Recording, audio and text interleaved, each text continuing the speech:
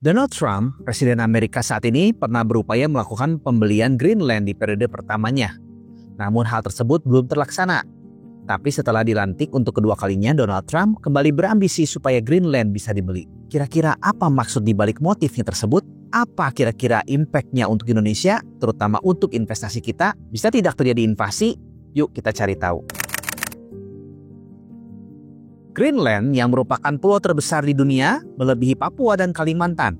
Terletak di antara Samudra Atlantik Utara dan Samudra Arktik. Luas wilayah Greenland mencapai 2,1 juta kilometer persegi. Sebagian besar wilayahnya tertutup lapisan es tebal yang mencapai 3 kilometer. Meski berstatus pulau paling besar di dunia, Greenland adalah wilayah yang paling jarang penduduknya di dunia. Hanya sekitar 56.000 orang tinggal di sana. Sebagian besar adalah penduduk asli Inuit. Dikarenakan sekitar 80% wilayahnya tertutup es, maka sebagian besar penduduk tinggal di pantai barat daya di sekitar ibu kota Nuuk.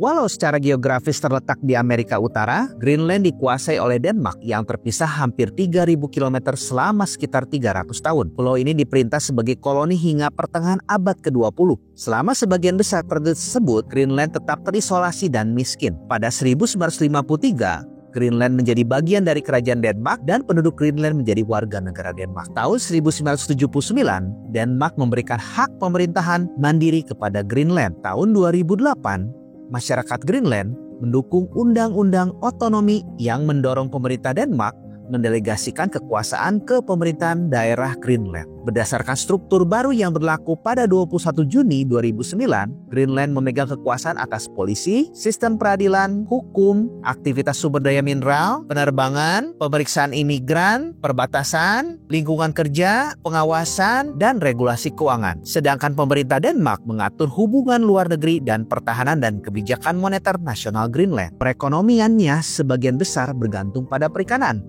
yang jumlahnya mencapai sekitar 1/5 dari PDB. Hal ini yang menyebabkan Greenland masih sangat bergantung pada subsidi tahunan dari Denmark yang mencapai 3,4 miliar Danish Crown atau sekitar 500 juta US dollar. Dan sebagai wilayah otonomi Denmark, Greenland juga menampung pangkalan militer Denmark dan Amerika Serikat. Sekilas negara ini terlihat biasa-biasa saja, tapi mengapa Donald Trump ngotot untuk membeli Denmark?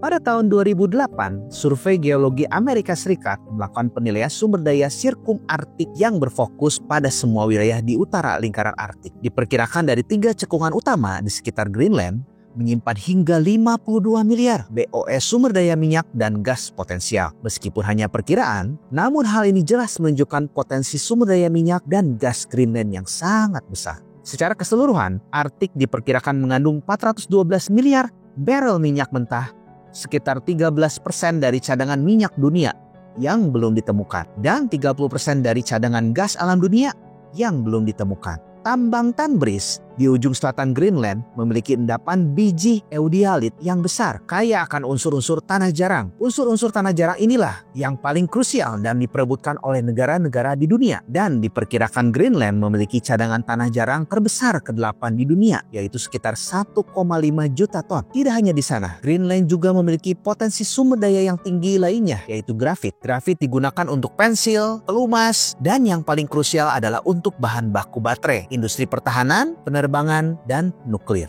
Baru-baru ini, Green Rock Mining yang tengah mengembangkan proyek pertambangan di Greenland telah mengumumkan terobosan di proyek grafit Amitsoq miliknya. Dengan berhasil menunjukkan kemurnian grafit sebesar 99,97% melampaui kemurnian yang dibutuhkan untuk memproduksi grafit sferon yang digunakan dalam pembuatan anoda untuk baterai kendaraan listrik atau EV. Amitsoq memiliki salah satu endapan grafit dengan kadar tertinggi di dunia, dengan sumber daya yang diperkirakan mencapai 8,28 juta ton, dan gabungan endapan yang luas ini dan proses yang dapat menghasilkan produk yang sangat murni. Unsur tanah jarang dan grafit ini selain langka dan sulit ditemukan di sembarang tempat, juga memainkan peranan penting dalam industri masa depan. Amerika ternyata untuk memenuhi hal tersebut saat ini masih sangat tinggi ketergantungannya terhadap China. Amerika mengimpor sebesar 72% unsur tanah jarang dan 42% untuk grafit dari China. Ketergantungan ini menimbulkan ancaman bagi Amerika untuk bisa memproduksi teknologi yang penting bagi transisi energi dan industri masa depan agar bisa berkompetisi dan tetap unggul ke depannya. Sebagai gambaran, menurut data USGS, China sejauh ini memiliki cadangan tanah jarang terbesar dengan perkiraan 44 juta ton yang mencakup hampir 40% dari cadangan tanah jarang global yang diketahui. Dan diperkirakan China memproduksi sekitar 98% gallium global, 82% grafit alam global, dan 60% elemen tanah jarang olahan. Dan selain itu pula, ada kekhawatiran atas kemungkinan penjualan tambang Tanbris di Greenland ke perusahaan China karena perusahaan China tersebut telah menjadi pemegang saham terbesar dalam proyek mineral tanah jarang di Quang Viet pada jaringan fjord yang sama dengan Tanbris. Begitu China menguasai ini, otomatis Amerika akan kalah dalam bersaing untuk industri-industri yang akan berkembang di masa yang akan datang. Amerika yang saat ini menjadi simbol inovasi dan teknologi terdepan akan bisa tersalib oleh China. Makanya, tidak heran Donald Trump begitu ngotot untuk membeli Greenland.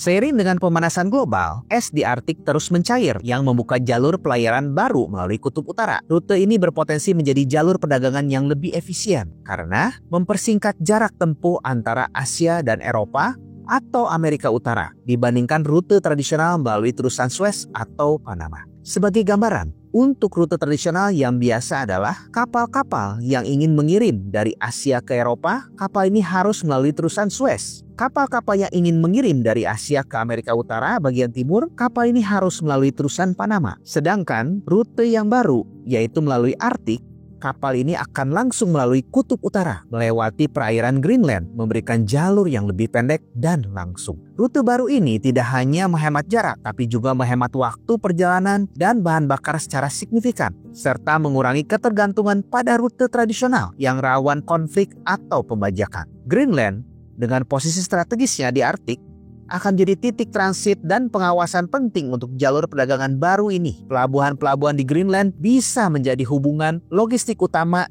yang mendukung navigasi di sepanjang rute Arktik. Dengan potensi inilah, bukan hanya Amerika saja, melainkan China, Rusia, dan Uni Eropa juga mempunyai minat untuk menguasai Greenland.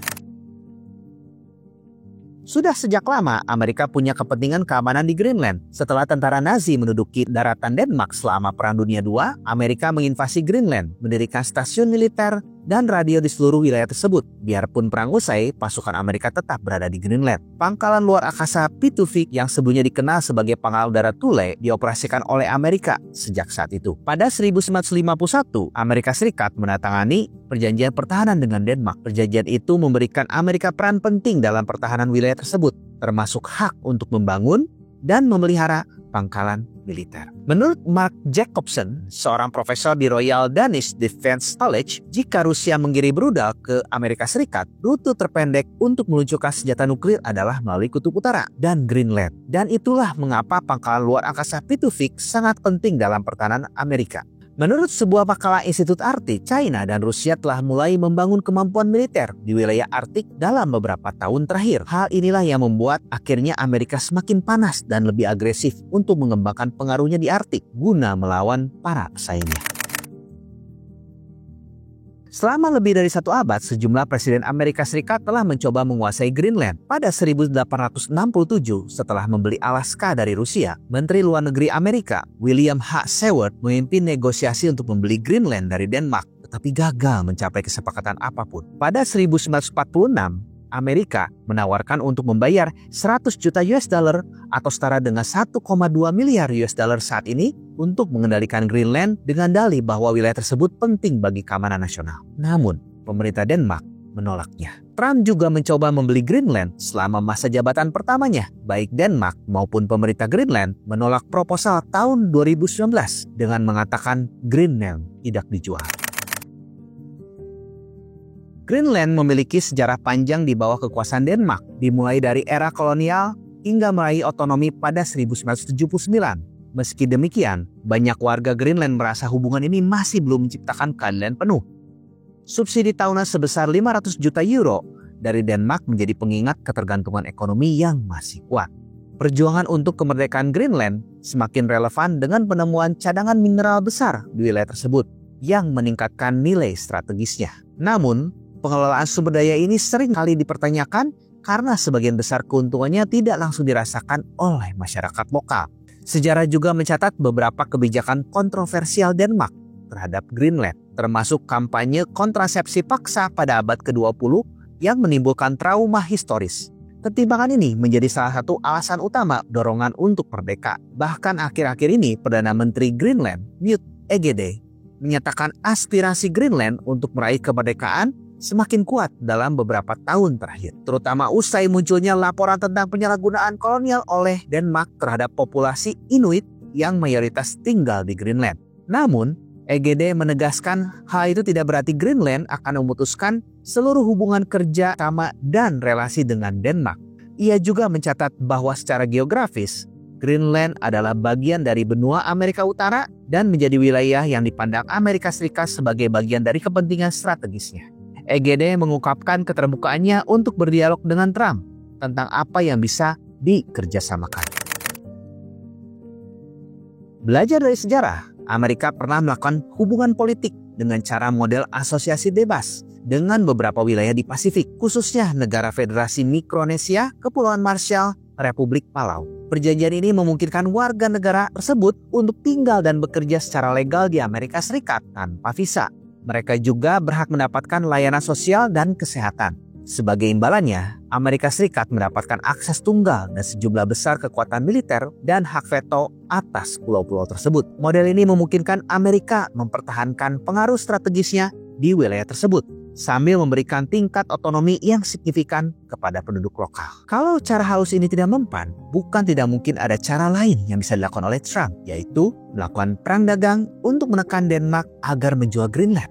Atau yang terakhir, melalui tindakan militer. Biarpun Donald Trump sendiri sudah mengatakan tidak akan melakukan aksi militer dalam membeli Greenland. Hal ini dikarenakan apabila Greenland jatuh ke tangan yang lain, maka akan berakibat sangat fatal untuk Amerika sendiri. Maka mau tidak mau, Amerika akan menggunakan segala macam cara untuk mendapatkan Greenland. Apabila Trump berhasil membeli Greenland secara baik-baik, maka secara tidak langsung akan berpengaruh terhadap dorongan perang dagang yang makin membesar dengan China. Karena Amerika akan lebih leluasa untuk menekan China. Otomatis hal ini akan mempengaruhi Indonesia, karena sebagian besar neraca dagang kita berpengaruh terhadap perekonomian di China. Dan yang terburuknya, apabila Trump memutuskan untuk menginvasi Greenland, maka akan menyebabkan perpecahan di dalam aliansi NATO dan memicu krisis yang besar yang tentu saja akan memancing perang besar berikutnya. Apakah Amerika akan berhasil mengakuisisi Greenland? Langkah apa yang Amerika akan ambil? Apakah Amerika akan berhasil menghentikan ekspansi China di Greenland? Yuk, komen di bawah. Jangan lupa like, subscribe, and follow. See you on the next video. Bye-bye.